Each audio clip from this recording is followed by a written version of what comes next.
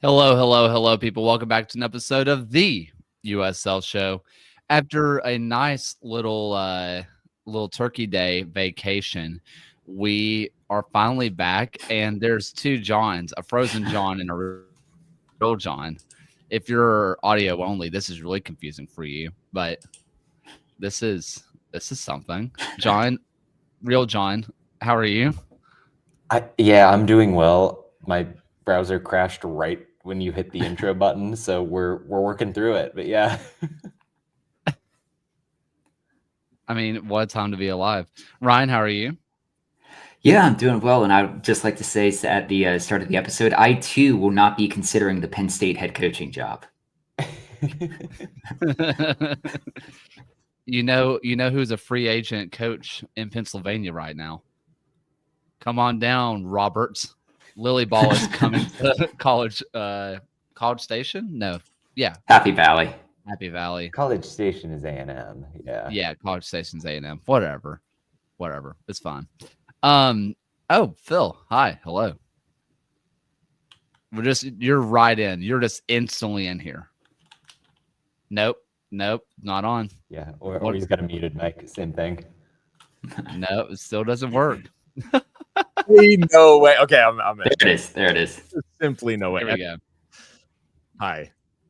This is when I am logged into the producer account still. So this is on you guys ultimately. But no, I am doing well, and sorry to be running a few minutes late. I have a psychotic 3-year-old, and it is just the nature of the beast at the moment. But excited to chat. All right. Well, let's go ahead and get into the chatting. But before we do that, we got to thank Doug Brooks. Doug Brooks is our newest patron. So thank you, Doug Brooks, and Stephen Howard, John's landlord, Don Garber, David Horn, Josh, Dylan Reed, William Lamb, Sandy Lester, Ryan Smelter, Matt Capeel, Andrew Towsley, All of the Hedgehog, Kunal Patel, MOS, NF Reg 30, Tim Knox, Rion Lacara, Jeremy Churchman, Alberto Aguilar, Noah Telford, Michael Fuchs, John Fuller, Christopher Cohn, and Frank Anthony and John Hunt. Thank you guys so much for supporting everything that we do. I'm just being able to go out and experience things, could not do without you. So we do greatly appreciate it. So let's go ahead and hit some news before we recap the USL Championship Final and then get into the best 11. The news that kind of dropped today is that Fort Lauderdale United is going to be arriving, allegedly, in spring of 2027. And then Alex Ashton also put out there on Blue Sky and possibly Twitter as well that Sporting Cascades is expected to make a similar announcement very shortly, which had been going around a little bit anyway. Guys, what do you think about these teams pushing off for yet another year?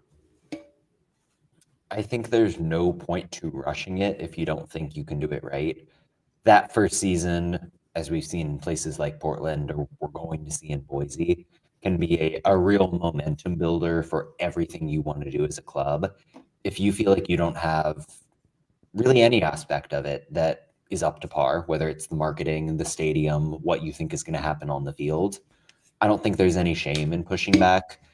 Given how the USL is trying to grow over the next couple of years, part of it is that World Cup moment in 2026, but it's the Olympics, it's Pro-Rel, it's D1. There are a lot of jumping on points over the next 3 to 4 seasons. So if Fort Lauderdale and Cascades want to say, cool, pushing it a year, and in Fort Lauderdale's case, we know that they're doing it in the Super League, getting experience every single day. Yes, it's probably not a great look to say, here's XYZ club delaying again and again. But yeah, I'm here for solidity as long as these clubs can really do something that matters to make sure they exist in the long term.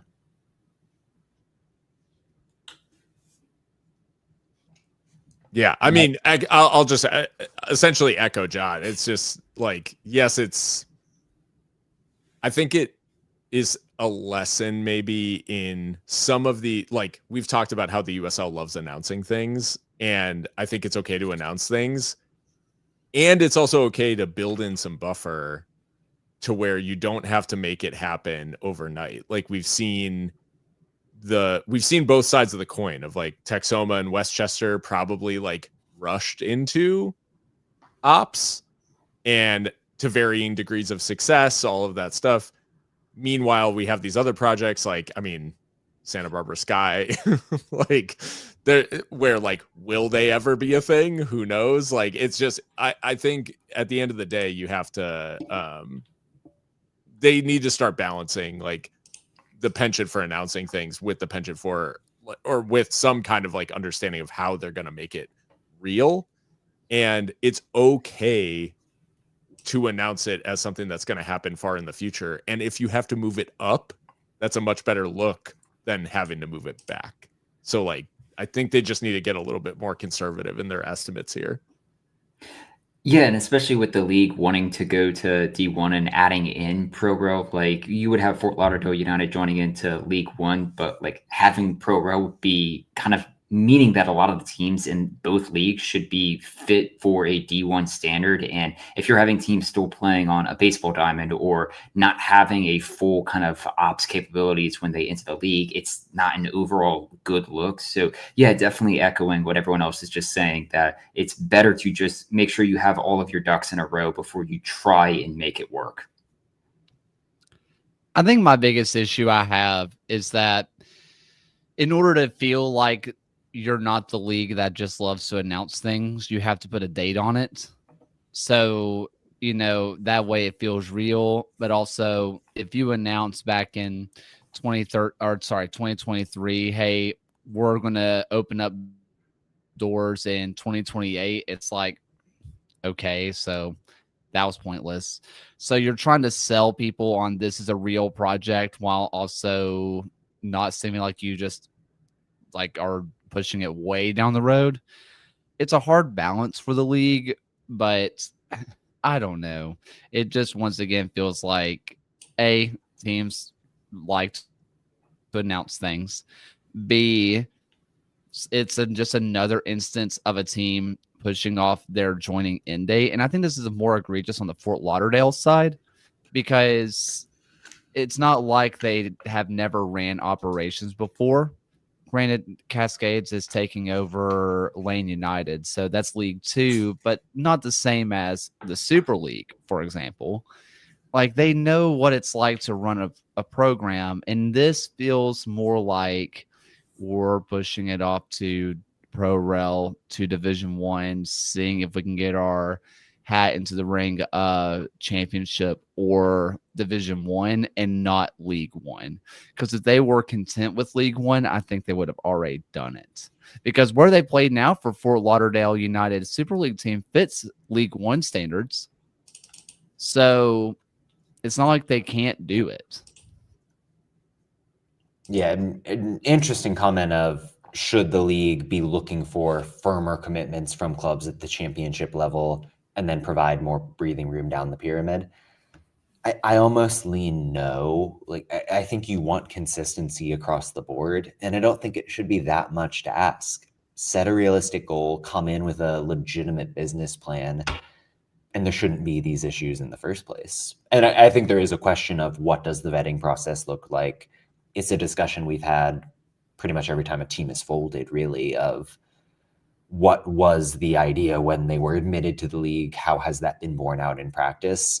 But if you put a date out there and you can't commit to it, I think that just reflects poorly on everybody. And that shouldn't change depending on second, third division, first in the future, anything like that. Any other final thoughts on this one? All right. Well, I want to go ahead, throw it out to, I guess, 2 weeks ago now, about 10 days ago, where the Pittsburgh Riverhounds were crowned USL playoff champions as they took down FC Tulsa in penalties, 0-0. Eric Dick makes a massive save against, oh my gosh, what's his name? Stefan Lukic. Lukic, thank you. I almost called him Stefanovic, and I was like, that's not right. And I was combining names. Stefan Lukic.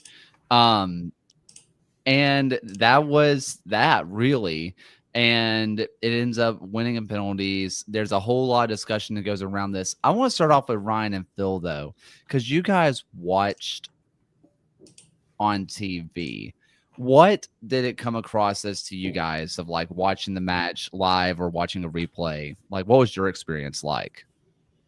Well, it was certainly enhanced by Phil's live stream of the match as well. That was like an A+ commentary, and just being able to just kind of follow along. Like I had it on my CBS feed, and then Phil was a minute delayed on the stream. So like seeing it and then like seeing his reaction after that was just so excellent.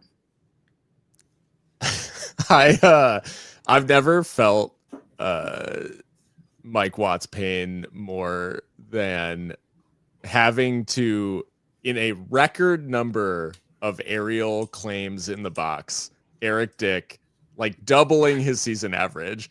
The amount of times I had to I won't even say I tried to avoid it. I leaned into the innuendos on the stream, so hopefully I didn't send the show into disrepute. But yeah, it was it was a lot of fun. I think the final itself, for being a 0-0, I would say the first half in particular was one of the most like entertaining halves of soccer I've watched as a neutral all season of any sort. Like it was completely on a knife edge. Like it was whiskers away from breaking one way or the other, both teams having chances, it was just like end to end. It was amazing. And I would say the final sort of settled in the second half, in that like that sort of frenetic energy from the first half didn't carry through. And as it carried into extra time, it maybe felt like lower energy than where it started. That being said, I really feel for Tulsa, because when you watch it with like without any sort of emotion around it, it's like they had the chances, right? Like they were there. And in particular, there was the one moment I think where Eric Dick sort of he like fumbled across on the one corner, and it fell to Ian, I think. And he just hooks it. He like shins it over the bar. And it was one of those moments where you're just like, like that is like one of those where you're, of 8 aerial claims, Eric Dick messes one up, and you would have thought like narrative wise simple in that like, he was basically perfect. The one mistake he makes all game gets punished. But it doesn't, and that essentially was the match. Like it ended up being like Tulsa just couldn't convert the certain chances that they did have. And yeah, it's very unlucky to go to a lottery like penalties in a situation like that. But Pittsburgh just have nerves of steel in that situation, and you have to. I would say also pouring out for Tyler Derrick, because he guessed right on 4 out of 5 and just couldn't quite get to one. On the penalty shootout. So yeah, them's the breaks for Tulsa. And Pittsburgh, in a playoff where they, didn't exactly wow in terms of they scored 1 goal the entire playoffs. They did enough. And while, there's maybe format questions that like in a format that allows that sort of thing to happen, I think the reality is that this Pittsburgh team just had a bit of a destiny marker on them. And with all of the stuff that went on mid-season with them, I don't begrudge them winning the final at all. Yeah, and as the comment section is saying, that we've had both finalists, like neither one conceded a goal in the entire playoff.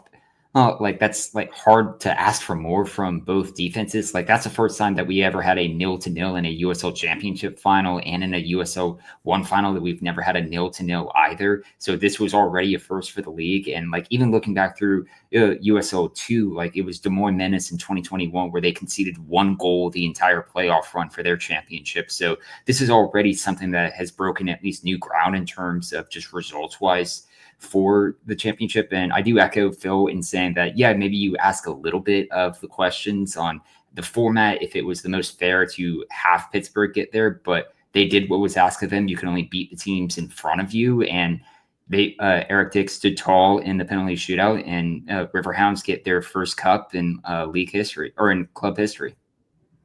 Yeah, and I know Kayla and I are going to get into the environment and the experience we had. I do want to start by just saying that I think Pittsburgh has got a little bit too much flack for the defensive nature of their game, mainly because it wasn't for lack of trying, at least through the Eastern Conference portion of things. They were constantly in the final third, constantly probing the box.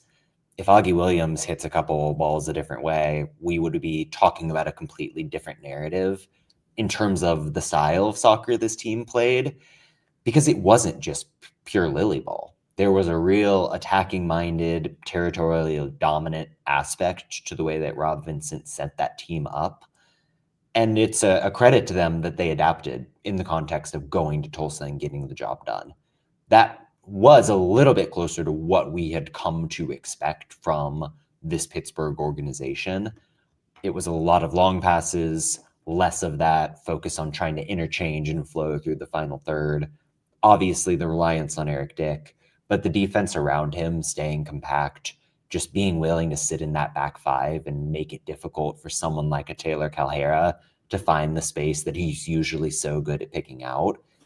That to me speaks to the sophistication of what Pittsburgh was doing. They could shapeshift a little bit without ever giving up the principles that made them so good. And I think that showed throughout the playoff run and especially in the final. Yeah, there's a lot to go over with this one. And I saw, looking through the live chat that we had, looking through Blue Sky, looking through Twitter, looking through Reddit, of just kind of reactions to the match. And there was a lot of people who said it was really boring, like it was a boring 0-0 match. Genuinely, in the stadium, it was really exciting. Every single cross that was attempted, every single time, you felt the entire stadium hold their breath, because there was a couple of moments. There was the first half with a long throw that gets flicked on, and I think it was Calera maybe heads it towards goal, and Eric Dick barely tips it over the bar. Everybody knows that it just takes one clean header, and that match was 1-0 Tulsa. There were so many block crosses, and everybody in the stadium held their breath on every single attempt. There was several moments in that match where Tulsa's press was suffocating until it got to the 18-yard box. And that's where Pittsburgh just shut down shop. And that was really fun to be a part of, because everybody also knew, like Khalil Medkar, all it took was one moment where his dribble breaks free and he was through one-on-one on goal. John, you mentioned if Augie Williams doesn't shin a ball 6 inches right of the post, it's 1-0 Pittsburgh. If I believe it was Biasi, if Biasi does not hit the absolute top corner of the woodwork, it's an absolute accidental banger of a goal to make it 1-0 Pittsburgh. There were a lot of moments that were exciting that if you just look at the score line, it's just not there. It was a genuinely exciting match. And Phil mentioned, like, the first half of this game was end to end. Both teams getting out on the break, probing into each other's box. What more can you ask for?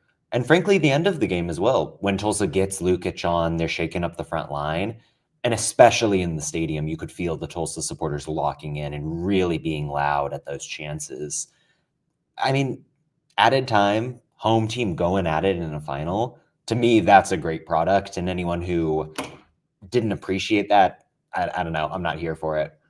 They were scrolling like they weren't watching the game. If they honestly think that. I also, like, the thing that people want out of championship games, and I would say this probably goes across sports, is like you want that final game to have fine margins. There's nothing worse than a championship game in which it's just a complete mismatch, or one team gets it right, one team gets it wrong, and it's a total blowout and nobody like ever speaks of it again, right? It's just, it's lost completely. The thing about this game that was so compelling was that the margins were, like you discussed, Gaylor, like the margins were so fine. We were, a thick coat of paint away from a Biasi like incidental banger. We were, Eric Dick like Perry away from a Khalil Ahmedkar opener. Like there's just so many different potential narratives. And it was, Pittsburgh players like throwing themselves in front of the ball, and Tulsa's defense, like Lamar Batista was like absolutely everywhere, and just all of this stuff. What we want out of championships is that the margins are fine. And in the end, this came down to literally the finest possible margin, which is a 1-goal win on penalty kicks. Like that is like literally the finest margin that is possible in a championship game. And after such a long season in which there's so many teams that were worthy of a spot like this, for Tulsa and Pittsburgh to use it in this way, like I think it's just a credit. Like they did credit to the league, because the championship was played at such a high level and such fine margins. Yeah, and you mentioned fine margins. Sorry, Ryan. I also, you mentioned it earlier where Tyler Derrick guesses right on all 4 penalties. The only one he doesn't is the very last one. Fine margins. I'm blanking on who took the 3rd penalty. It wasn't Jackson. He opened it up. But the 3rd penalty taken, banging in off the bottom of the crossbar. Talk about holding your nerve.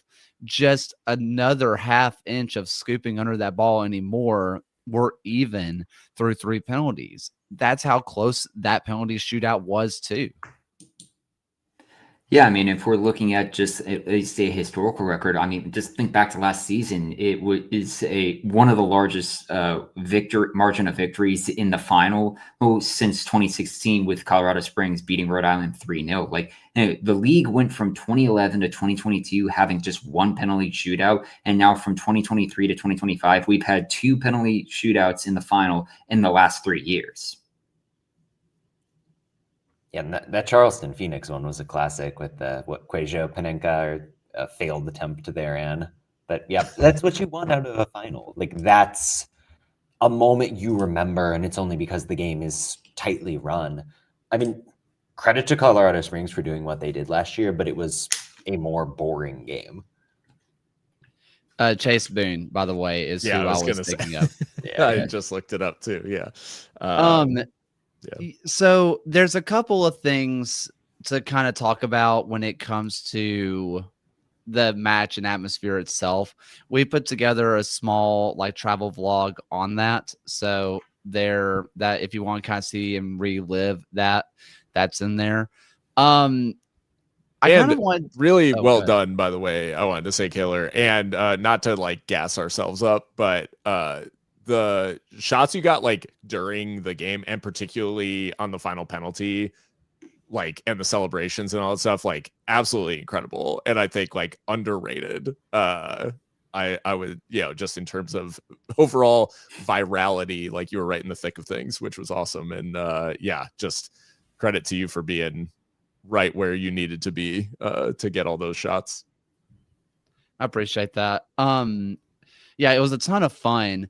And the one thing that I think that needs to get brought up a lot in this, the amount of people that it took to put on that production that we saw there was insanity. Anybody that was ever there was there. Me and John, you can talk about her a lot better than I can. Big shout out to Candace Brenner.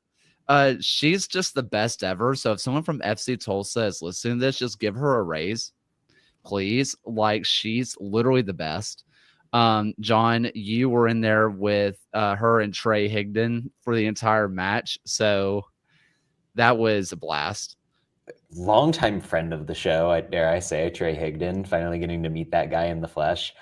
I mean, I was sitting like 2 inches away from Devin Kerr, who was calling the game, which was kind of like surreal to think about. Like, Kaylor's on the field sniping all that awesome footage, and I'm like, Mike Watts is over there, and I can see him and like look at him in the eye as he's calling the game. Just weird to think about, given that like I'm some podcast nerd and he's Mike Watts. But yeah, everybody at Tulsa could not have been nicer to us. When Kaylor and I walked into the stadium, we had a nice conversation with Caleb Sewell, who did not have to take the time to talk to us on the day where the team he built is contesting a final. we gotta talk to Tyler Tetzlaff from the league. I hung out with Nicholas Murray the day before and went to the Black Wall Street Museum. Just everything about the community aspect of the USL was really on show. And Tulsa did a terrific job making it feel like an event. You could tell with the fans there, and again, talking to Candace, who kind of runs the comms and game day entertainment focus, they wanted this to be something that was meaningful for the people who are diehard and there on opening day, but equally impactful for somebody who was just showing up because it was the playoff final. And to me, at least, biased, I feel like Tulsa did a tremendous job making it happen. That's a credit to them. That's a credit to the league. And hopefully it is the start of continued good things for that soccer community. And shout out to the Pittsburgh fans who made the very long bus journey to Tulsa for the match as well. Talking to some of them pregame, awesome people, and they could not have been louder. Like, I don't know if it was reflected on the broadcast, but they were the loudest people in the stadium for the full 120. Yeah, so the Riverhound supporters were a boon for that team on the field. Yeah, it was unbelievable. And like, I think there's a couple things that happened that got really big coverage, and I do think they're worth talking about. The pro rel, more like let's get pro standards first. That was the shirt worn coming out of the tunnel. That was the warm-up shirt. Ends up being having signs that that they held up during halftime. That was a moment. And then the trophy lift ceremony did not happen at the end of the game. That was a moment discussed. We had some, John, you and I had some conversations with Connor Tobin, who is the USLPA president. And, you know, he told us, he didn't tell us what was coming. He said there was stuff coming for this match. He did not let us know what, but he did kind of tell us be on the lookout. And the shirts were on display. The signs were on display. The NFLPA stood in solidarity. The MLB PA stood in solidarity. MLS, every PA that you have ever seen put out a post. They were involved. They made it as big of a moment for the Players Association as they could. And then it leads to the final. It leads to the trophy lift, where they're saying that they did not get a trophy lift because of the shirts. Now, there's the other side of the conversation, which was they want to get a trophy lift on CBS. They did not have enough time to get together the stage, the fireworks, the confetti, and get it on CBS at the same time, which I can tell you from being in the middle of the scrum, they were ripping Danny Griffin away from the celebration as quick as possible to give him the trophy. They were pulling people away as soon as they started celebrating, and you could hear them saying, we have to do this now. We have to do this now. Like, where's Danny? We need Danny. We got to do this now. So on that side of things, that seems like it's adding up to me. But if you're the USL, you can do 2 trophy lifts. You can do the one in front of the fans and then do a second one. That's the proper thing. And you don't get this side where the PA has more leverage against you. And it's just a bad look. I don't think the USL did this out of maliciousness. I got to be honest with you. I really don't. I think they did it just as an oversight. You know, don't put malice where there's incompetence, and that just feels like an incompetent moment. Yeah, you took the words out of my mouth there. And I will say I spoke to league ops people on a completely separate topic. And then this came up of, like, the league forewarned both clubs that if this game goes to penalties, we are not going to have the time to do the full thing on CBS. So it is going to be truncated and going to be rushed. And yeah, that was a mistake, but it also feeds into the broader narrative of what the players wanted. And in terms of the Players Association, that is, out of this final, which is we've got the biggest platform that the USL is going to have all year. At every single stage of that, we are going to try to get our message out heading into this final stretch of CBA negotiations. And these players are media savvy. They got some traction with the other things, but it is this claim about the trophy presentation that has really made hay online and gotten people's eyeballs. I'm not here to adjudicate whether it was punitive or not, but it was certainly kind of a masterclass in trying to get the message out there from the PA. And as a podcast that is sympathetic to what the players want, I think that's probably a good thing. And hopefully it's a lesson for the USL of, we understand what you're trying to do. We know the TV deal is important. At some point, the actual experience for the people there is equally relevant. And I think it's fair that the league is saying, hey, we wanted some sort of trophy presentation on CBS and that it would be truncated if it went to penalties because we only have until a certain amount. And God knows, CBS couldn't wait to cut the broadcast so that they could jump over to college football. That being said, if you know that that is a likely outcome, having a plan around what a truncated trophy presentation looks like versus someone with the trophy just handing it, what was shown on TV was, and I don't know exactly who from the league was holding the trophy. I'm not remembering exactly, but they're holding the trophy and it's a sort of ad hoc moment where Danny Griffin is just there and they're like, hey, here you go. I think the league could have put more thought into, okay, what does the shortened version of this look like? And if the thing is oh, well, the celebrations got too crazy and we couldn't organize it and stuff like that, it's that's not an excuse. There could have been conversations pre-match of, hey, this is what it looks like if we get to penalties. And this is what it looks like if we have the time to set up the stage and all that sort of stuff. You have to be able to control the situation enough to not make it look like it was completely an afterthought. Because the league must have thought, okay, it is not only between these two teams who haven't allowed a goal the entire postseason, not only is it a possibility that they go to penalties, it is a likelihood that they go to penalties. And we need to have an actual plan if they do for what that looks like, if we're going to do too. Now, the fact that they didn't then set up the stage and do the full trophy presentation off camera, to me is that's crazy. Because Vermont got a trophy presentation for League Two that. And that's not to denigrate anything that Vermont has done. With or League Two has Utah done. United with W League. Yeah, these are semi-pro leagues, and this is your premier product. The hype video and everything from Vermont's title win was one of the best pieces of content that's been put out by USL this year, maybe the best.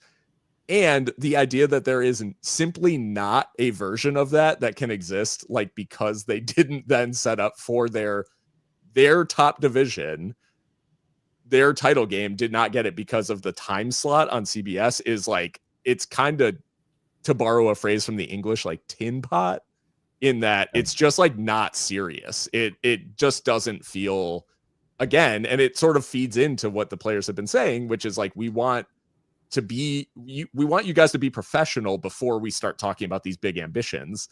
And this is the sort of thing where it just further suggests that USL has a gap to make up to being a serious league before they can be taken seriously as potential D1 and all this other stuff that they have on their agenda. And if they're worried about the post game bumping up into when they have that hard set that we have to cut away from this, truncate the pregame stuff, even just by a few minutes to try and build in enough buffer at the end of the game there. But the fact that they had the stage, they had all the materials probably already on hand in Tulsa, had it ready to go in storage, and they just didn't bring it out is just really lackluster. I can confirm it was there. It was actually in the dugout where I did my halftime join in. So I was standing right beside the stuff. So it was in there. Really quick, thank you for the super chat, William Lamb. Does the CBA of USL closely resemble or pretty different than the CBA of MLS? John, you already answered this in chat, but because MLS is single entity structure, it's very unique language.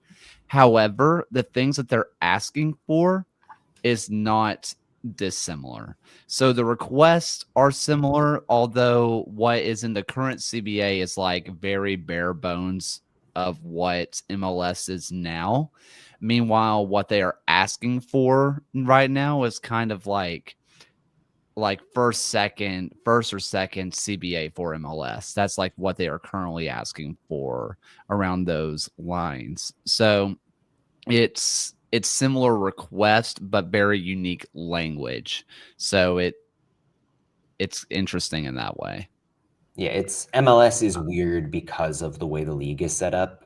In writing about the negotiation a bit, it's the USL players are kind of seeking something akin to the NWSL, not in terms of total salaries and salary caps and all that, but the way that it's structured in terms of housing and insurance and relocation benefits and that sort of thing.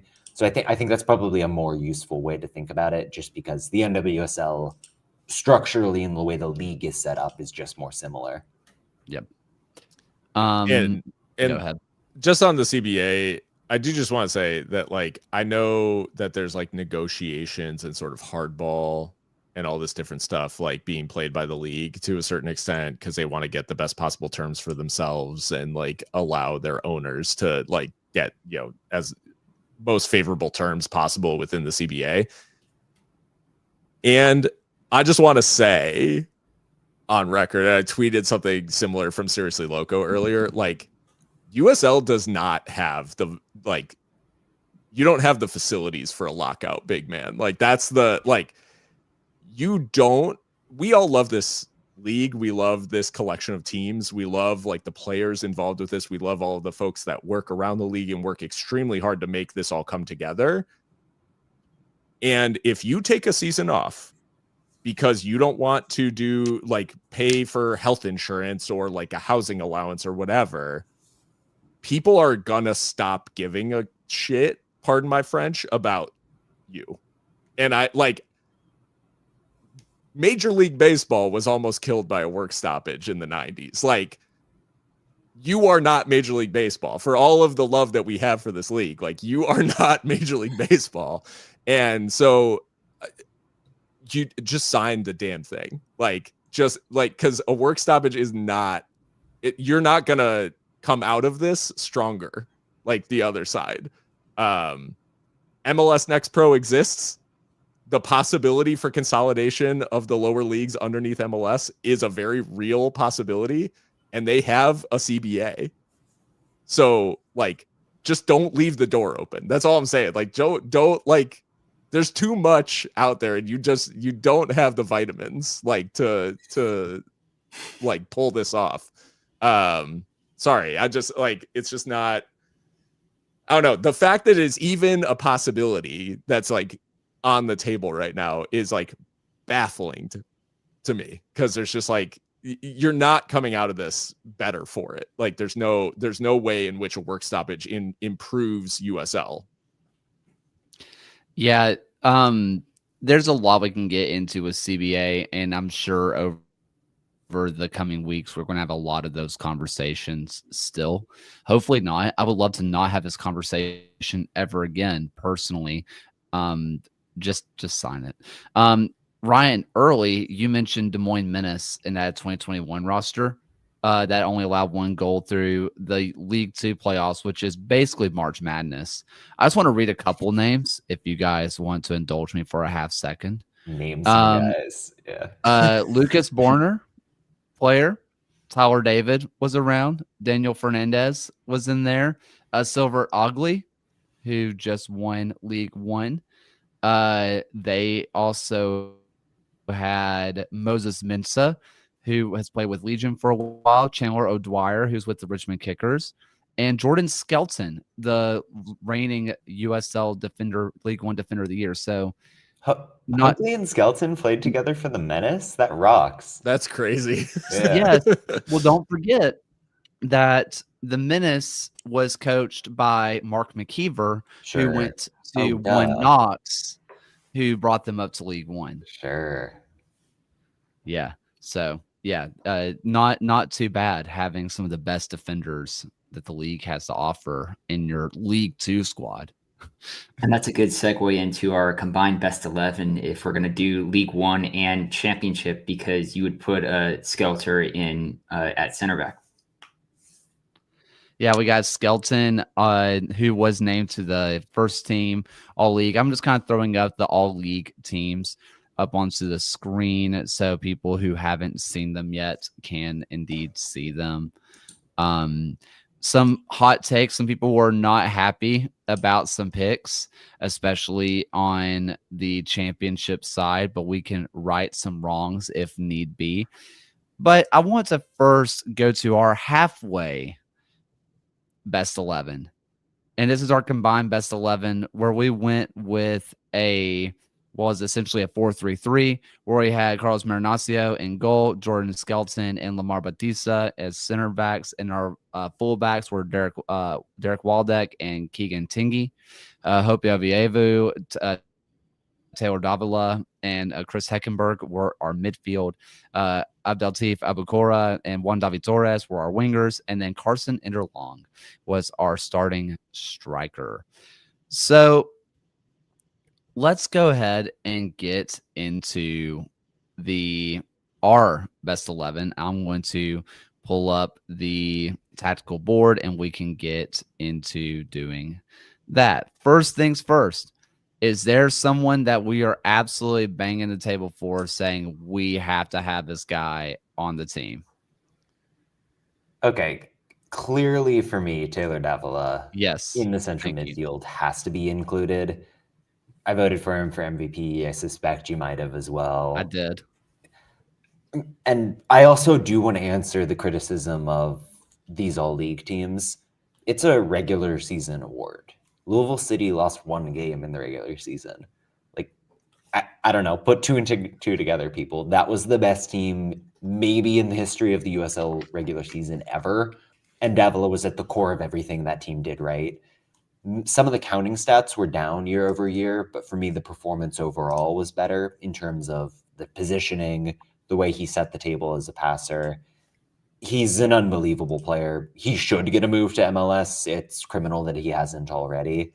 But yeah, I mean, he's the best player in the entire USL ecosystem in 2025. He was my MVP vote. Yeah, so I completely agree. He is on my, people can't see this, but I have a lot of notes of players and stuff. He was my first name written down. So yes, Taylor Davila, absolutely.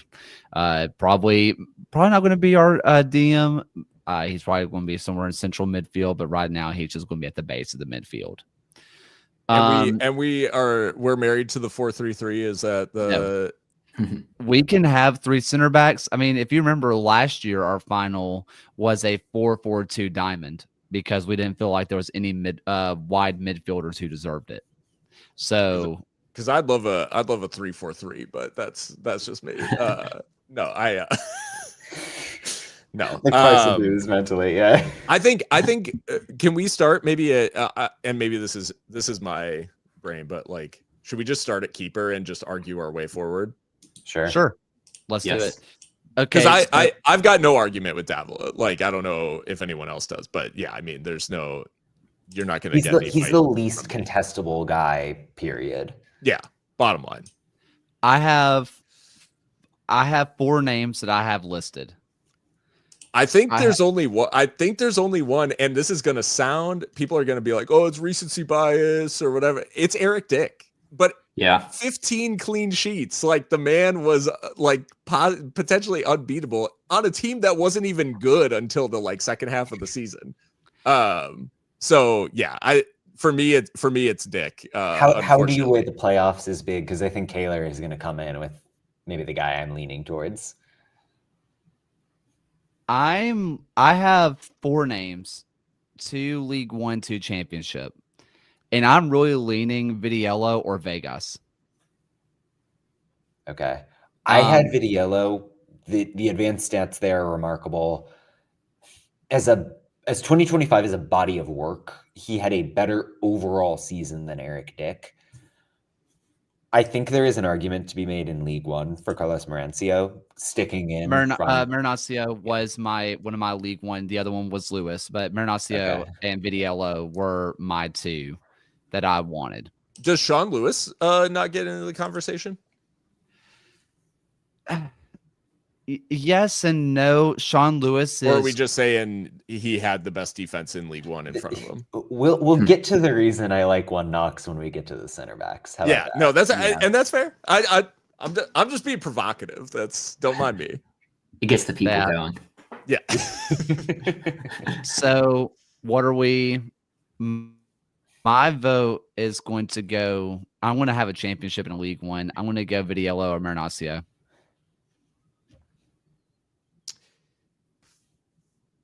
Okay. I think it's Marancio because you think about that Spokane run, and he was great all season, but then you think about Spokane in the playoffs, it's him in those penalty shootouts that's making the difference for them. So you get kind of the Eric Dick argument. You get some of the Vidiello of that whole body of work, but then you're also representing League One from somebody who was really terrific in his own right. So Marancio would be my pick here. I'm okay with him. Okay. I can back Marancio then. Okay. I will go ahead and write that down. This is where I'm going to have to just accept that I'm going to spell somebody's name wrong. You got it. It's small. Yeah. And it's fine. Nobody can read it. It's fine. All right. So let's go to center backs. And I have a lot of names, but the USL League One Defender of the Year was rightfully Jordan Skelton. He's an easy pick in there for me. What are we thinking about Sean Suber? Again, I know I would have voted for him for Defender of the Year. Distribution and defending, like elite. Suber was in my list.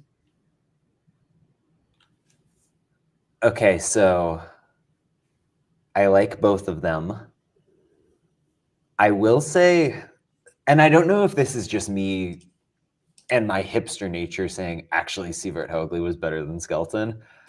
I do just want to shout out Sievert Hoagley as somebody who was really terrific throughout the year. I am happy to include Jordan Skelton. The name I want to throw two names in there, I think. I think Breck Evans is getting lost to the shuffle in all of this. Hey, Jake Dengler. Both of those Naples guys. Jake Dengler's on my list. Okay.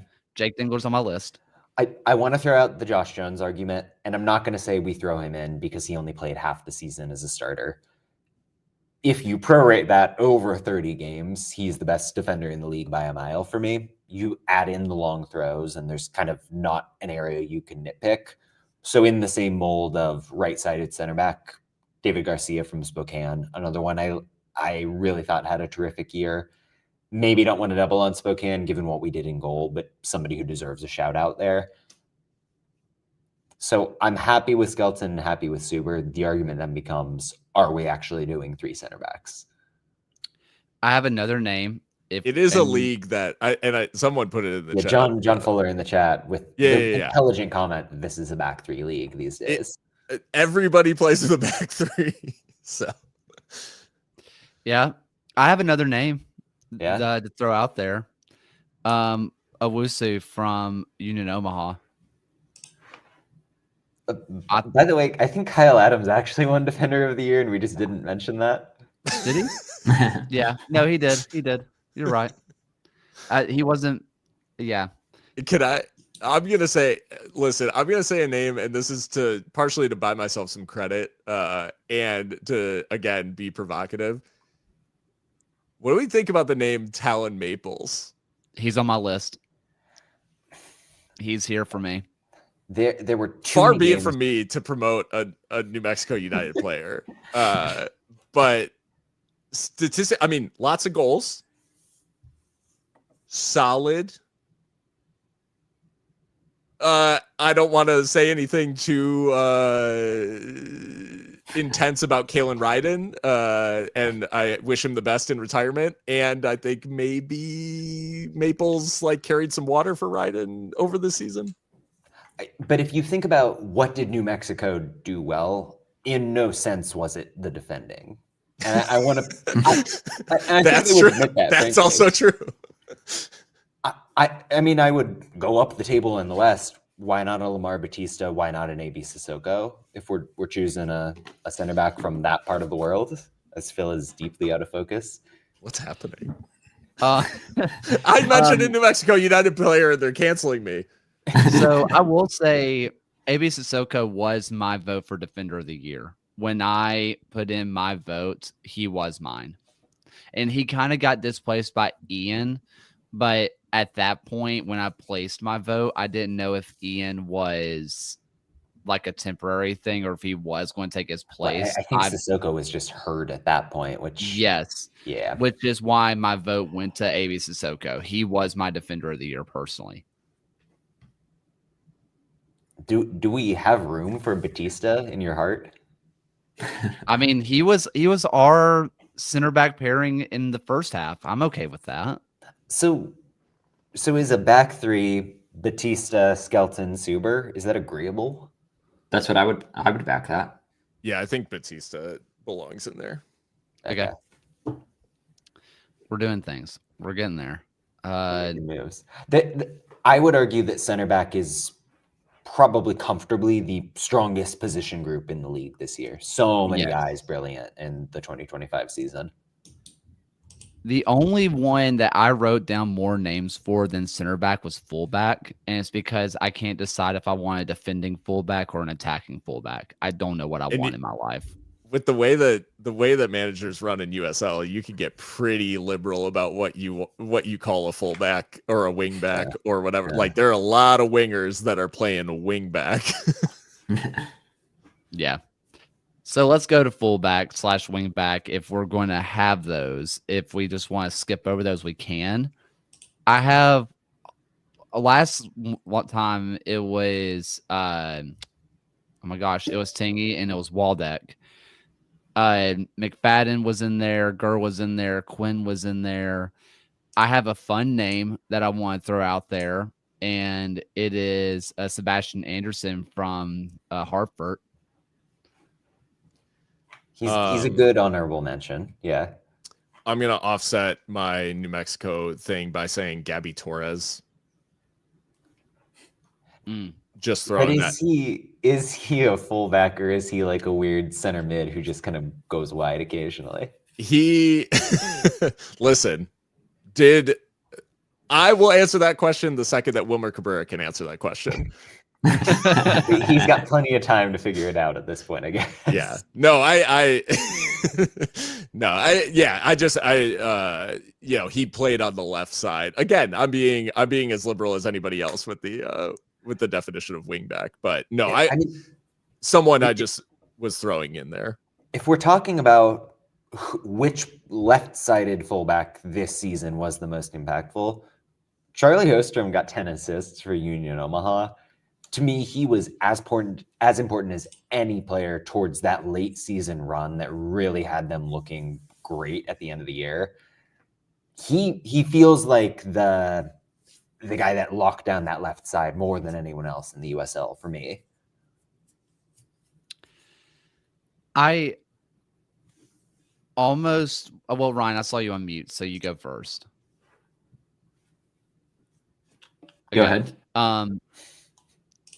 I almost want to skip past fullback so we can figure out if we want to do like wingers or midfield, like wide midfielders or what. We're doing two fullbacks. We're doing two fullbacks. Okay. Positional purist in me is like we're doing 2 5-2-3 maybe. Okay. So, 4-4. It would be a 3-4-3. Fullbacks, wingbacks. It's split. It's a 3-4-3. You know, 3-4-3. Yeah. So I'm going to. Both teams played it in the final, so we are fully within our rights to make the team of the year 3-4-3. Right. I'm going to throw out 2 names. I'm going to throw out Gurr, and I am going to throw out Messer. Okay. Well, Gurr is on the right. So Gurr would be on the right. yeah. Right. Yes. So we haven't- Those are my we haven't two had names. that. Like those are my two fullbacks. We haven't had that argument yet. So let's focus Messer versus. I threw out Ostrom. Somebody had mentioned. I think I got backed Gabby the Torres. Ostrom. I backed the Ostrom shout. 10 assists is just that. I mean, it's Arthur Rogers levels production, like out of the League One, so it's hard to ignore. I mean, he led the league in assists, so I would take Ostrom. All right. Ostrom. And even beyond that, like the combination play with Mark Bronick, who's a young player, and the ability to kind of hold down that side, you can't say enough about what he did for that Omaha team. I think right wing back is almost harder because you've got Gurr, but Aiden McFadden was remarkable all season long. Mm-hmm. You mentioned someone like a Sebastian Anderson who was great. There are options there. Connor Evans played half the season as a right back, but then kind of moved to center mid. What do you do with that? I don't know. Lucky Apara was out there. He played great Sure. out on the right wing. Nigro, basically the only good player on Vegas. Yeah. I don't think we can reward that team. 6 assists in that team is nothing short of a miracle. This is true. Who's kicking the ball in the net? Like initiator, and he's like a fullback. That Yeah. you don't want that, but you kind of love to see it at the same time. Yeah. Very solid player. I'd love to see him on a different team. We also mentioned Tingy during the halfway mark, but I think he got surpassed by. Yeah, I think he got surpassed. He fell off. So I'm happy to do Gurr. Like Gurr McFadden, I'm happy with. Are we underrepresenting Louisville? Because spoiler alert, I don't have anybody upfield that I'm going to include for that team. I mean, McFadden was close for me. We tossed him Davila. That's all the. That's That's all they're getting. Not getting anything else. To be fair, Win a playoff 5 game. teams in the first team. I got to be honest, though. I'm kind of with you, John. McFadden was the last Louisville City player I wrote down. I mean, I would say I don't feel strongly enough about Gurr to keep McFadden out of the team, if that makes sense. Like I'm on the record. There probably isn't a bigger fan of what Jack Gurr does every single season. To me, McFadden was a cut above everybody on the right side. Like nothing against Jack Gurr, who was great, but McFadden was special. Gurr, it's more of like a lifetime achievement award versus anything that he did like specifically this season. Yeah. Okay, so let's go to our other part of our midfield pairing. Now we could have a 5-3-2 possibly. It is certainly a possibility. I want to throw out just one DM option besides Malloy, who did make my list. Same thing with Connor Evans. That was a conversation for me. I thought JP Sears was fantastic. Not all league for me. Okay. And dare I say he got outplayed by Jean-Eric Morceau when they brought Morceau in with a couple games to go. But seeing Skeers do what he's doing close to home rocks, and I'm happy that they gave him a nice long extension. So do we have a DM we want to throw in? I had Max Schneider from Omaha as well. I think we've probably filled the Omaha spot with Ostrom, but Schneider was probably the best player at that position this side of Connor Evans. So Schneider was in there as a CM for me. I don't think of him as a defensive midfielder, but I guess that is how Omaha uses him. But he was written down for me as central midfield. Same for Micheletto, Maldonado, and Avievu. I mean, Schneider was top 10 in USL 1 in chances created. Yeah. I mean, if we're going to go with a center mid pairing, I might fight for Maldonado a little bit. When he was on the pitch, but there was not many people better. Got benched for a stretch towards the end of the season. Was he not? And I think that hurt. A little hurt, but a little like John Bradford was experimenting and changing shapes and everything. I'm not against it because I think the reason North Carolina got into the playoffs was what Mikey Maldonado did for the first 4 months of the year, and we can't forget that. I don't know. It's a tough situation for that club generally. I That's also, fair. I do think, and I think it, yeah, Frank is in the chat with it. Like, Avayevu is hard to define, but I think he belongs in this team. Okay, so somewhere. if you, I'm gonna rationalize the formation here. Davila, in terms of how Louisville played, he would sit deep, and they basically let Kev Lambert just like push up and be a weird target guy further ahead. So if we've got him sitting deeper and we've got Avayevu in the midfield, it's better than what the USL put out for their first and second teams. Like, at least this is something approaching a formation, so we can rest our hats on that. Okay, but if he's going to be our essentially attacking mid, Yeah, Avievu, he's going to be our 10. That's leaving out a Hill. That's leaving out a Wada. That's leaving out a MD Meyer. That's leaving out a Florian Velo. Well, we still who have had a 3 shocking amount of- attackers, of which we can be very nebulous about. yeah. So Avievu is just like a very offensive-minded center mid. We're saying. Yeah. And Okay, is that that's fine dishonest? with me. Yes, but who cares? And then I did just want to shout Chris Haggart too, like, for the season he had. I'm not saying that he necessarily gets in here ahead of all of those names. And I just like the season he had, the production, and Orange County, like, obviously it being a regular season award, them getting their stuff together enough to be compelling in the playoffs. Like, Haggart was at the center of a lot of that. So I do just want to shout out that he is a bit of a spine that they are now like sort of coalescing around. We should circle back and say Ryan Dogman for left back as well was probably on the table. Just that whole axis of Haggard and Dogman was the engine for Orange County all year long. Those two were brilliant. Okay, so now let's get to our attacking. What we're assuming is going to be a 3, but could be a 2, and we get kind of liberal on what the midfield option is. He got absolutely hosed in the end. Yep. Abukora is still a top player for me. Oh, I thought you were going to say a different name. Who did y'all have? Who did y'all have here? If we're talking left side, it should have been USL League One All-Leaguer. Ollie Wright was my guy. And I will say, That's I totally straight fair. up voted for Robbie Mertz, and he played the left for most of the year. Like, in terms of my actual ballot, I submitted to the league. I had Mertz. So I think all 3 of those guys are in the conversation. Yeah. No, I agree with the Abukora shout.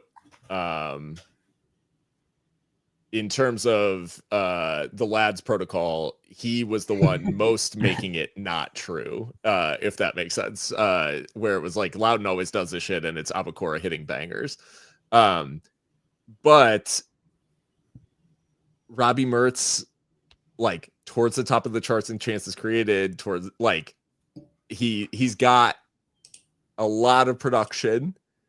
So tough to argue with that. And Ollie Wright, in terms of like clutch gene and Portland being a playoff team as high as they ended up being, like, that was down a lot to Ollie Wright. Like, as much as Titus Washington being like clinical for them, like, it all stemmed from Ollie Wright's production.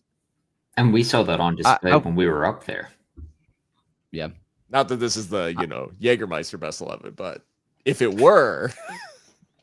I will say, if we wanted to include Robbie Mertz, if you look at his expected numbers versus actual numbers, there were not many players who underperformed their expected numbers, because there was a long time where, hey, check the playoffs, where Pittsburgh just refused to score goals no matter what Robbie Mertz did. Like, he just kept putting balls on platters, and unfortunately, Augie just was not finishing the ball. Same with Jacobson.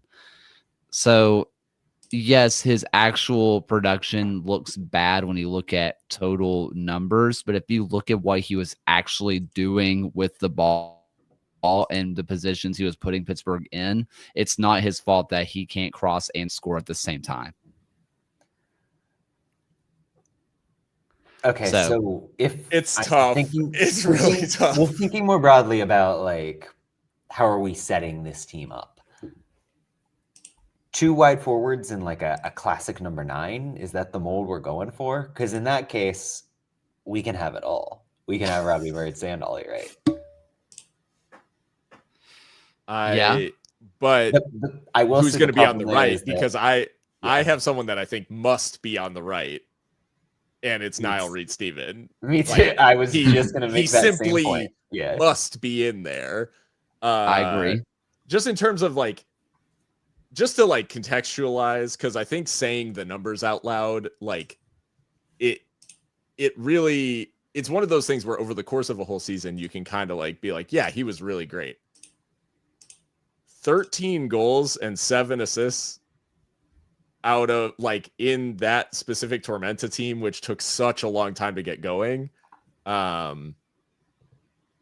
Production wise, like there basically wasn't a better player in League One. and 13 goals, none of which were penalties, which means that he was the non-penalty Golden Boot winner in League One. As a guy who wasn't playing as their primary striker, was just a dynamo, an elite dribbler, terrific in transition.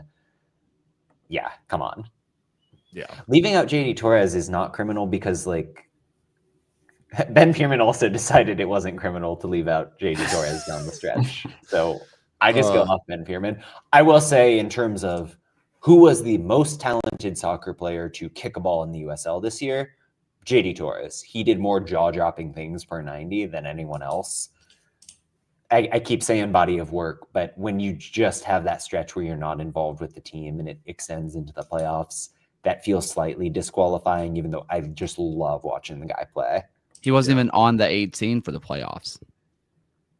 Yeah.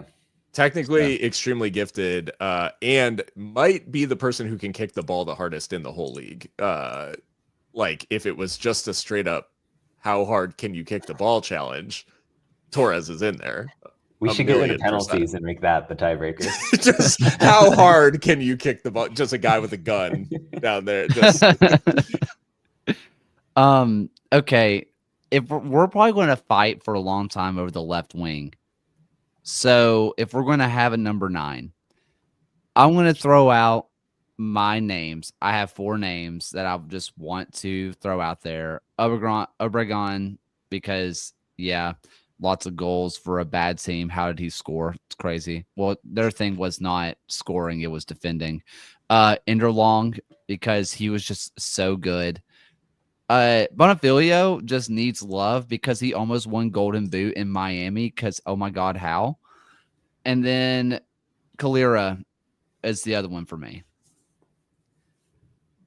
I mean, Peter Wilson he scored a shitload of goals for a team that was bad. Like, I mean, they were obviously good down the stretch, and he was very good down the stretch. So it sort of went together. But yes, Golden Boot on Peter Oakland, Wilson won Golden Boot. I get it.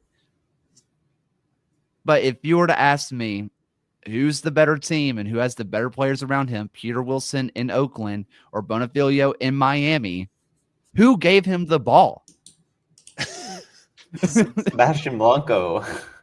When he was alive. And shoot, wait, what's the other guy? The other Argentine guy. So you can't even think. The fact that you can't even think of another Miami player says a lot about the service there. Yeah. Quick, no, name you one got Miami me on that player. one. You can't say Bill Hamid. I can say Bill Hamid, and I will say Bill Hamid. The Tampa Bay Rowdies player? So coming into this, the 3 names I had were Taylor Calhera, Carson Henderlong, and then I had MD Myers because I think he doesn't get enough love. Calhera, he's got the goals. He was in the Golden Boot mix all year long. And then it's the everything else he did for FC Tulsa. Among the leaders in pressing takeaways, was the league leader in dual attempts, and I believe aerial dual attempts. The guy put his body on the line. He was constant work rate. He gave Tulsa an identity from week 1, and it's what took them to the championship game. I think what he did was absolutely immense for FC Tulsa, so he feels like the fit. But you could say a lot of similar things for Carson Henderlong.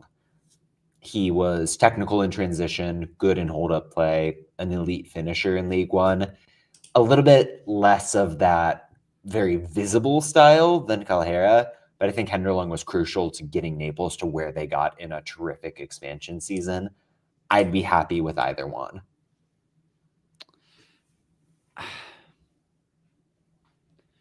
I also just don't want to look at this graphic and not have MD Meyer on it. MD Meyer's on it. I don't know. Leave it out. Leaving out Calera feels bad. Yes. I don't know how else to Really explain bad. it. It doesn't feel good. Because I mean, then all where back did Calera to be in. Where did MD Myers finish goals wise? 15. 15. Yeah. And look at his assist because he was so good. Yeah, he did. He did have a really. Oh man, it's I don't know. I will would do I will Calera. say either Okay. I'll say Calera or MD Meyer. Well, Ryan broke the tie with Calhera, so Okay, Calera. So this will be our second Tulsa player. and if you look where we doubled up, which is going to be Tulsa and Louisville, that's reasonable. Like those are two teams that deserved it. Yeah. They won their regular season conferences. Enough said. Okay. Left wing. This is I'm just going to let you guys just kind of So fight what? for your Right, guy. Mertz or Abacora? For all the nonsense that I've given Loudon this year, I've got to vote. I have to vote Abacora because I have to right my wrongs. No pun intended, because that would be Ollie Wright. But anyways, I mean, we've talked a handful of times about guys who kind of faded down the stretch. I think Abacora maybe only got one goal after July, as Yeah, Loudon tough. lost the form and then crashes out early. That means something to me. Lads and all. Am I insane for saying to get as close as possible to Championship League One parity, we should go Ollie Wright? By By the way, which one of these people was a guest on the show this year? Ollie Wright? Yeah. That feels like a tiebreaker Great. to me. that's and I think the feeling I was getting with Calera, like leaving out Calera, I'm also now getting with Ollie Wright. So it will feel worse to me if we don't put him in there. So I'm voting for Ollie. Okay.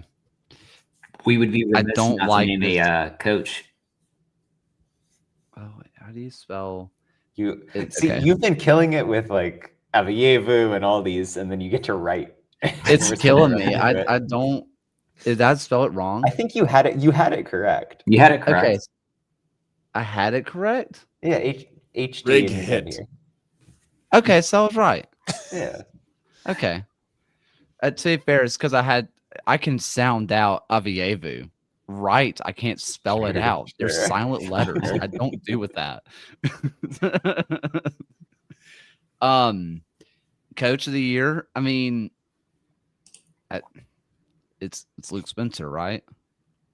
You could make the Ian Fuller argument for a team that goes undefeated at home, makes a significant leap year over year, and really grows their style in a meaningful way without making a ton of star acquisitions. That's me playing devil's advocate because Luke Spencer is also my pick. But yeah, I think Ian Fuller has a shout at a minimum. Fuller was going to be my pick. Or what about Scott McKenzie, by the way? Oh, Scott McKenzie's a great shout. We just kind of forgot that Chattanooga existed, which is really I'll just strange. give one more cell phone this year that I picked Chattanooga to finish 14th and thought they were going to be absolutely abysmal. Scott McKenzie proved me so wrong, gave that team a sense of style, proved adaptable when the injuries hit. The job he did for that team is remarkable. Like the fact that they were the second seed in USL League One on that budget is crazy. Was a guest on the show, which is always the tiebreaker. Is just to address the fact that Danny Cruz is in the chat. He's not in the chat. Oh my God, Danny, welcome. Just to address the fact that Danny Cruz, I know you're listening. To address the fact that Danny Cruz is being mentioned in the chat, I should say. The mark against Danny Cruz for Coach of the Year is that he had by far like the most resources, right? Like where, yes, he put together a remarkable season and he absolutely by a country mile had the best team. It's the issue of what does Coach of the Year mean to you? Because in terms of being the most successful with what you're given, I mean, Danny Cruz has an argument to have done that. This team was historic. He took a collection of good players that a lesser coach wouldn't have been able to make mesh together, and he made them great. I tend to be somebody who's really into the, can you instill a new vision? Like, which coach took a group of raw parts and gave them an identity? Because we knew what Louisville was. We didn't know what Chattanooga was going to be. One Knox was starting under a new manager. Ditto for Spencer with Tulsa. Yeah. It's impossible to know which one of those is the right way to go. They're kind of equally valid interpretations. I don't know. That's why Spencer, 4 or 5 good picks, right? Spencer feels like the vote for me just because it's like when you look at that Tulsa roster and how it was constructed, I've talked about it before, but it wasn't obvious that this collection of players would be the best team in the West. And they ended up not only like being the best team in the West, but comfortably being the best team in the West and navigating the playoff. Like there's just a lot there. That felt like it took a lot of like good work from Spencer to get to. From what we have kind of understood as being a bottom 5 team in the league in terms of budget spent on their team. Like that is a bottom 5 budgeted team in the league, and they just hosted the USL Final. And I mentioned this a couple weeks ago, and I mentioned it on Soccer Down Here. If you told somebody Tulsa is hosting the USL Final, you assumed every other team in the West died. They were the 1 seed. But also, Scott McKenzie had what we thought was the worst team to ever grace League One, finishing within 1 game of winning the Player Shield. And we also hadn't seen, in our defense, we hadn't seen Texoma yet. So, like, this is true. And they're not coaches I would name as my personal coach of the year, but we should at least also kind of shout out if we're going to go with John's vision of like being able to turn around at least a season, Candela and McKeever as well in League One, turning those 2 teams back into playoff sides from where they started the year or where they took over is at least a noteworthy mention. But no, I wouldn't name them as my coach of the year. I just thought they were worthy of at least having a nomination. It's the Josh Jones issue in defense where like, you give those guys a whole season and it's a different story, but yeah, deserving of a shout, but not up for the award. Okay, so are we going Luke Spencer or are we going McKeever? Not McKeever, McKenzie. I would pick Spencer. Yeah, I think Luke Spencer because he got them over the line. They won the conference, etc. I do love the idea of giving it to McKeever this year just because like that would be crazy. I mean, what I will say is Tormenta down the stretch looked like they could genuinely be a title contender. Like, full credit to him for an immense job. Okay, so I want to go back to front. In goal, Marinaccio. Then with our 3 center backs, because of course we do, Bautista, Skelton, and Suber. Wing backs, we have Ostrom on the left, McFadden on the right, Davila in the midfield, Ovievu, his attacking side of the central mid. Left wing, Ollie Wright, right wing, Reed Stevens, and at top, Taylor Calera. Are we happy with this? Like, I know we're an hour 20 into this, so we kind of have to be, but is there like a I'm second guessing this. It's like, well, as somebody who likes the realism aspect that we strive for, I do recognize that the central midfield is a little bit suspect, but I'm willing to go with it because I thought Avievu and Davila were that good. I would say, I mean, in terms of the help they would get on the wings as well, like covering space. Well, I feel like you've got Batista and Suber, the athleticism behind them. Okay. Yeah. No, there's backup here, I think. I just don't like I'm looking this without MD Meyer. I just don't like seeing MD Meyer left off this. I know there's nowhere else to really put him over unless we took out Ovievu and put MD Meyer. I think that'd be my only conversation. At central mid? I like a central mid attacking mid, yeah. The Davila by thing himself. about Myers is like striker leaning and Avievu like a little bit more 8 leaning. So I think we have to go with this setup. But I mean, tell Paul Modicad that he's 8 leaning. They had him running as the 9 for like 3 months. End of the year, only at the end of the season. They switched formations with like 2 weeks left, and it somehow worked. But yeah, 3 months was a stretch, but you knew what I meant. There weren't of the 2 Western Conference teams that tried random people at false 9. Phoenix's went a lot better than El Paso's. So, yeah. So we're just going to go with this. We're going to roll with this one. That is fine with me. It's a good team. It's a dang good team. So here. I'm happy with it. Luke Spencer could take this team all the way. So easily. He would randomly switch it to a 4-4-2 for no good reason and just go back to this, which is great. So this team beats DC United in the Open Cup. Can we put Christian Benteke on this team? Are we talking about USL legend Christian Benteke coming up next year?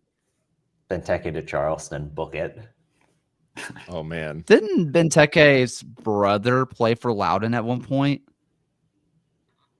Wasn't that a thing? It's very possible because I know Pogba's brother played for Atlanta United too, and that was a thing. He did for 5 games. That is a great pull, Kaler. Unreal pull. Jonathan Benteke. He's currently playing in Azerbaijan, which is even better. Shamaki in the Azerbaijan Premier League. Amazing. That's also Pogba's other brother. It's a video I think about all the time of Pogba's brother doing the ransom video in a Memphis 901 kit. Like that is up there for me in like all-time USL lore moments. That's so insane. Oh my god. It just like unlocked a whole part of my brain I forgot existed. Do we have anything else? Because we were going to talk about best available free agents. We're not doing that this week. We talked about talking about Super League too, by the way, but look at the time. We did. That's not happening.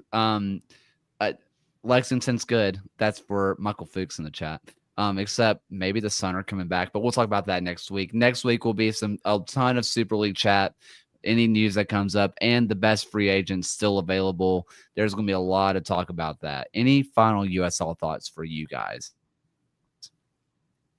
Quick shout. I know we'll dig into off season as it goes along, but the Rowdies are serious. Like Leland Archer in, Micheletto in, Russell Cicerone in. We've heard behind the scenes that they've got plenty more coming. So yeah, shout out to Tampa Bay for giving Dom the tools he needs in his first full season there. They can't stand being down there for too long. And I'm not going to think too hard about the fact that former Locomotive assistant is moving mad like this after 2 League One championships. So at least you guys have a very settled coaching situation. Yeah. It's not like we're in the market for one or anything. Like, if only there were Locomotive or Penn State get a coach first. I was hoping for Lane Kiffin, but that apparently is down the drain. So Robert Lilly, you are a locomotive. Oh my god. honestly, at this point, I'd be here for it. That would be hilarious.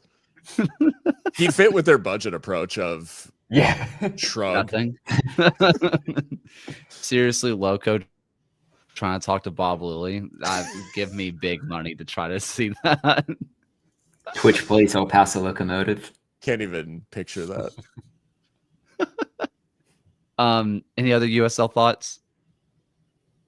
All right. How about some final thoughts for the night? Ryan.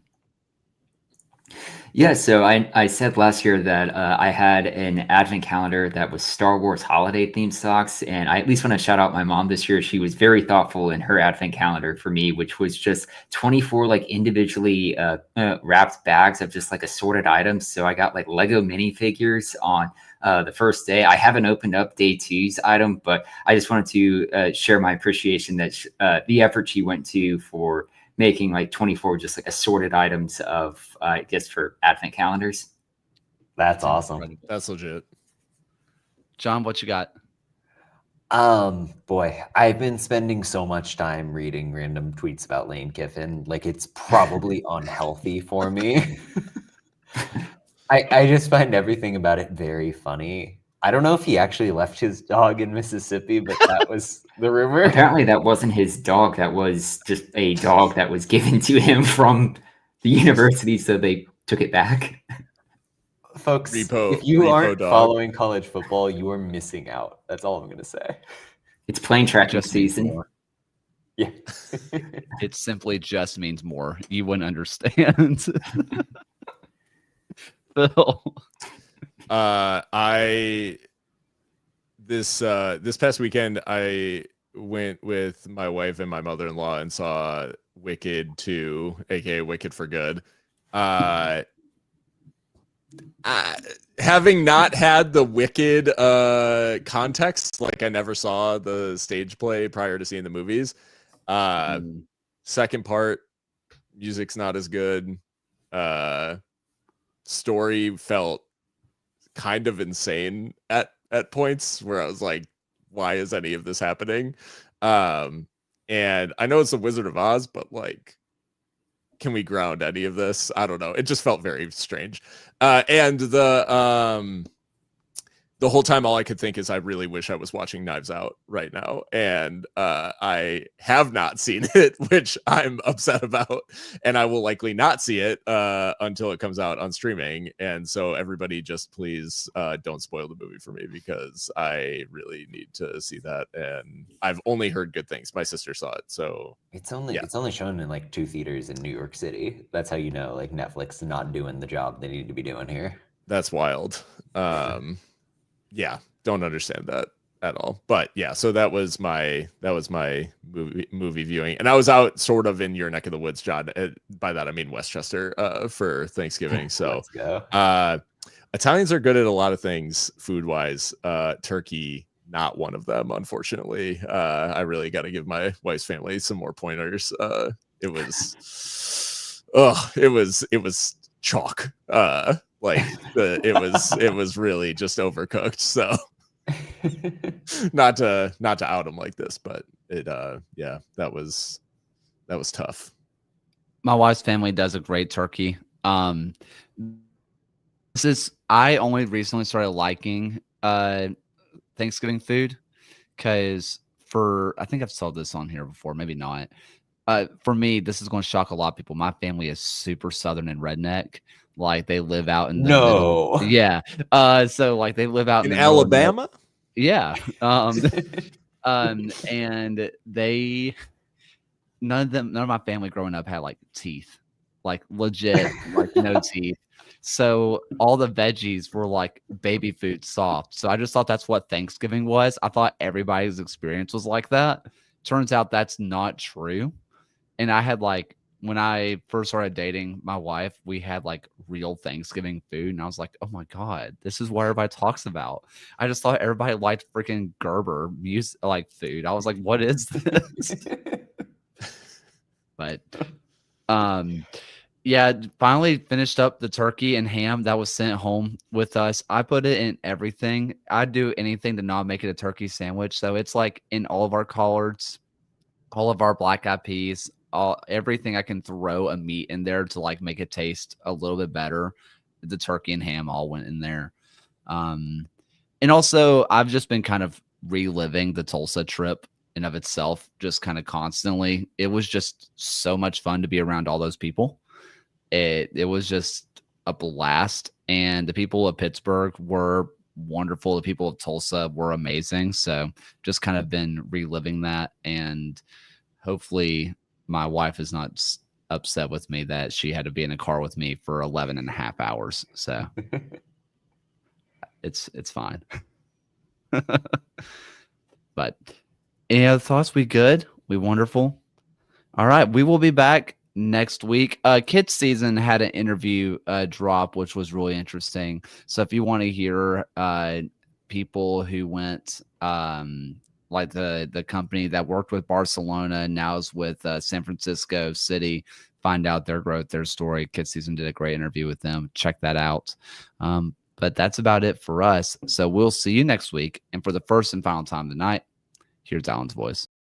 Thank you for watching another episode of the USL Show.